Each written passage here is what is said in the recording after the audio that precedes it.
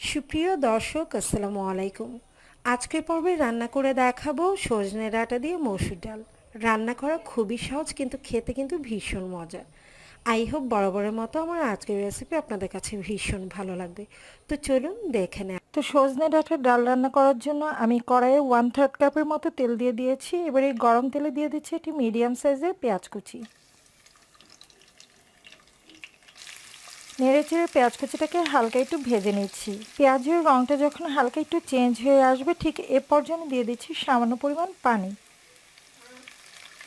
এবার একে একে বাকি সব মশলাগুলো দিয়ে দিচ্ছি স্বাদ মতো লবণ, 1/2 চা চামচ ধনিয়া গুঁড়ি, 1/2 চা চামচ লাল মরিচের গুঁড়ি, 1/2 চা চামচ হলুদ গুঁড়ি। নেড়েচেড়ে মশলাটাকে খুব ভালো করে কষিয়ে নিতে হবে।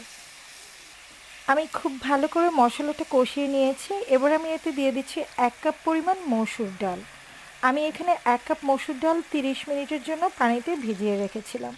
আর এই ভিজিয়ে রাখার কারণে ডালটা রান্নার সময় খুব দ্রুতই কিন্তু সেদ্ধ হয়ে যাবে। এবার দিয়ে দিচ্ছি সজনে ডাঁটা। আমি এখানে 1/2 কেজি পরিমাণ সজনে ডাঁটা ভালো করে ধুয়ে বেছে নিয়েছি। এবার বেশ কিছুক্ষণ এই সজনে ডাঁটা ও মসুর ডালটাকে মশলার উপর কষিয়ে নিতে হবে। কষিয়ে নেওয়া হয়ে গেছে। এ পর্যায়ে আমি দিয়ে দিব পরিমাণ মতো পানি। তা আমি পরিমাণ মতো পানি দিয়ে দিয়েছি। আর খুব বেশি পরিমাণে পানি দেওয়া যাবে না, এমনভাবে দিতে হবে যাতে ডালটা ঘন হয়।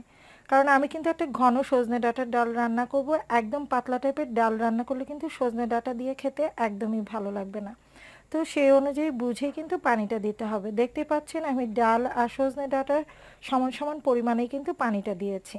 ঢেকে রান্না করব যতক্ষণ না পর্যন্ত সব কিছু পারফেক্টলি সেদ্ধ হয়ে আসছে আর পানির পরিমাণও কিছুটা কমে যাচ্ছে। তো আমার মসুর ডাল দিয়ে সজনে ডাঁটাটা প্রায় হয়ে গেছে, দেখতে পাচ্ছেন। আর পানির পরিমাণ কিন্তু অনেকটাই কমে গেছে আর ডালটা কিন্তু বেশ ঘন। এরকম ঘন টাইপের একটা ডাল রান্না করে নিতে হবে।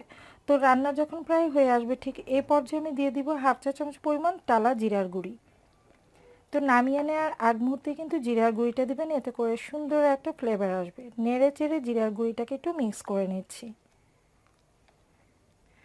তো এবার একটা সম্বারা রেডি করে নিব, অর্থাৎ আমি একটা বাগার দিব ডালে। ডালে কিন্তু বাগার ছাড়া খেতে একদমই ভালো লাগে না। তো এই পর্যায়ে আমি ডালের বাগারটা রেডি করে নিব। তো বাগার দিয়ে দেওয়ার জন্য আমি এখানে 4 টেবিল চামচের মতো তেল নিয়েছি। আর এবার এই তেলে দিয়ে দিব একটি মিডিয়াম সাইজের পেঁয়াজ কুচি আর 4 কোয়া রসুন কুচি।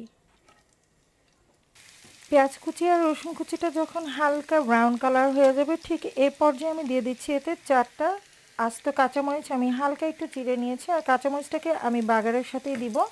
হালকা একটু তেলের উপর ভেজে নিব। আর অবশ্যই কিন্তু মরিচটাকে চিড়ে তারপর তেলে ছাড়বেন, তা না হলে কিন্তু ছিটে আসতে পারে।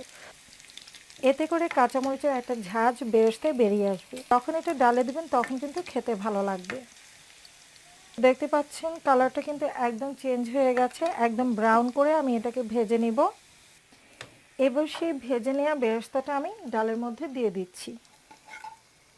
আর এই পর্যায়ে চুলার আঁচটা অবশ্যই বন্ধ করে দিতে হবে। সম্বারা বা বাগার দিয়ে কিন্তু এটাকে জাল করে নেওয়া যাবে না।